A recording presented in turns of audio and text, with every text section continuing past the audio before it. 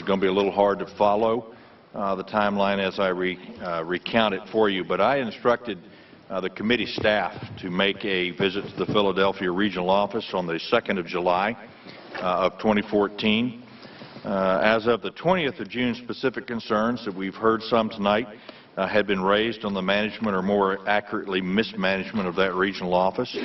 And I did want our staff to spend a day on the ground to perform a technical review of some of the various files, view the office, and meet with individuals who work there. This is a customary thing for our staff to do. So let me run through what occurred on this unannounced visit.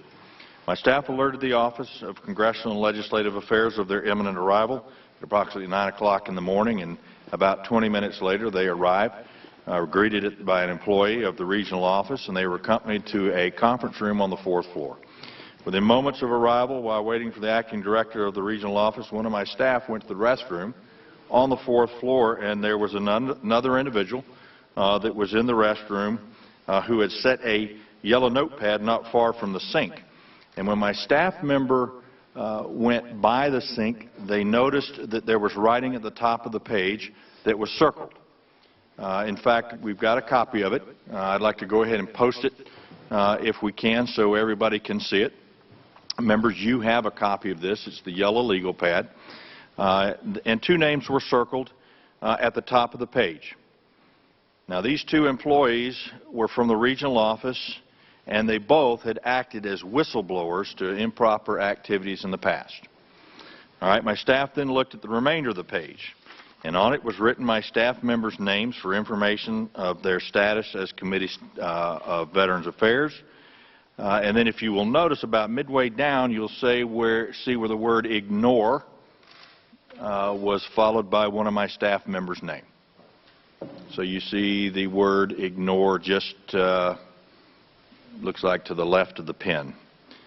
But before I finish the timeline for the members' benefit, the person who exited the restroom with the yellow notepad in hand was the acting director, Lucy Filipov of the Philadelphia regional office. And now the acting director had met with my staff moments later in the conference room, and when requested who had provided notice of the visit, she stated she had not spoken with OCLA, but instead had only spoken with Diana Rubens moments earlier regarding the congressional staff's arrival. She then began the meeting with two comments. First, she said that the Philadelphia regional office endeavors to do all things with integrity and give proper benefits to veterans. And second, she made a curious statement when taken in the context of Ms. Filipov's possession of a notepad with the names of two of our whistleblowers at the very top that was circled. She said it's difficult to have employees or ex-employees who say that we are not doing a good job. And when we hear from Ms. Holliday of the Office of Inspector General in a moment, I believe that this professed commitment to integrity and service to veterans is going to be seriously challenged on the basis of verified data manipulation, the leadership's failure to follow reporting protocols, and OIG's ongoing investigation into a myriad of inappropriate practices. Now, while in the conference room on the 4th floor, the VSO, or Veteran Service Manager, told Ms. Filipov that the appeals team was on their way up with files and computers to facilitate my staff's access. Then, in an exchange that transpired 3 separate times, Ms. Filipov directed that the congressional staff be accommodated in a room on the 3rd floor despite repeated protestations of the Veteran Service Manager. Both Ms. Filipov and the Veteran Service Center Manager then exited the conference room. Then they came back, and Ms. Filipov dictated that our staff would in fact be directed to be accommodated on a room in the 3rd floor. This room was found to be wired with activated microphones and an activated camera. So it could be no surprise to anyone that the staff requested relocation to a different room, a room that VA OIG had vacated, which was presumably free of recording devices. Now, back to my message. The acting director was in possession of a note upon which was written, "Ignore my staff."